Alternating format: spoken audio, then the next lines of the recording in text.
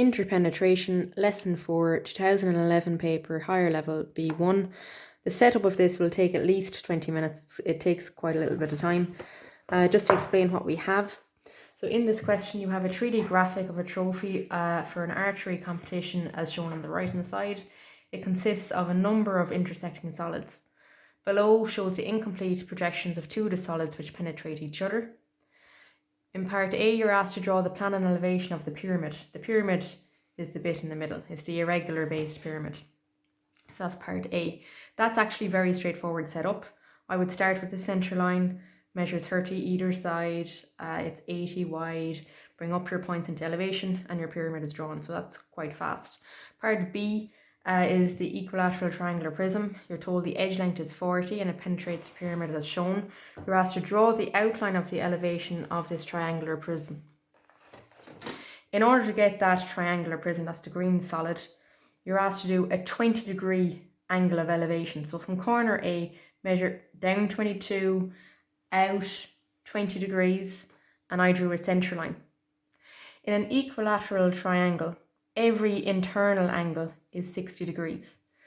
Because you have the center line, it's going to be 30 degrees either side. Measure a distance of 40. And once you have your baseline, I just label my points A, B, and C and brought them back at 20 degrees. And you're able to, where it touches on the ground, come perpendicular, you'll see where corner A is.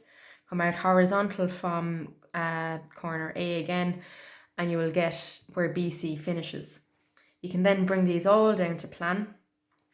A will be on your center line. B and C will be again in line with corner 5 and 6. And again, B and C, just bring them straight out and you get the overall width. This will take you roughly 20 minutes to do. With any interpenetration question, it takes 3 views to solve it. Because this item is at an angle, in order to see its true shape and everything, you need to take an auxiliary. Okay, so you can see that I have an XY line drawn in that is perpendicular to this 20-degree line. Just with the irregular pyramid, I have labelled all of the vertices of this. So from plan 1, 2, 3, 4, 5, 6, and the apex I've called 7. So 7 on the apex, 1 and 2, 3 and 4, 5 and 6. Bring all of those points down at the 20 degrees, along with A, B and C. When you do an auxiliary, you always measure from your last XY line back. So example, the distance from 1 to 2, when you take it, go to your XY line, you'll strike it off. You'll get your point 1. Take the distance 4, it's the exact same one, so take the distance again, strike it off. And when you bring all of those 7 points down, and A and B and C, you will get your auxiliary. You know how to join them. 1 joins to 2, 2 joins to 3, 3 joins to 6, 6 joins to 5, 5 joins to 4, 4 joins to 1, and every one of those lines join to the apex 7. You will get this. Okay, this will take you about 5 minutes to do. So I found all of the 7 points and I've joined them up just as I've said. 1 joins to 2, 2 joins to 3, 3 joins to 6, 6 joins to 5, 5 joins to 4, 4 joins to 1, and all of those vertices join to the apex. So every one of them I've joined to the apex. After this, I'm getting the triangular prism. So again, the distance from the XY line to A, when you bring it out in your auxiliary, finds you the vertex A. Do the same at B and C. When I bring out B, I will find vertex B, and again vertex C.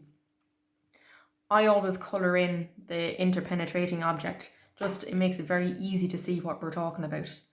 Again, labelling is really important. We've been talking about penetration lines, piercing points, all of those kind of things, and some people were kind of getting confused in it. So,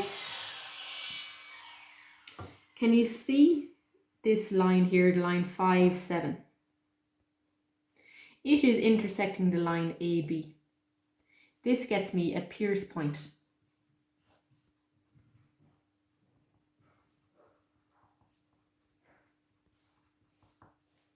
It is also helps us get a turning point. You'll see what I mean by turning point in a few minutes. A, B, and C are all pierced points. Where all those lines of interpenetration intersect will get us turning points. I've labelled these X, Y, Z, and W. To finish off your elevation, like you did in the 2012 paper, I cannot see where C finishes on the surfaces 3 and 6. I just don't know. In order to find where the point C finishes, I will need to join in or draw in a line on the surface to see where it terminates.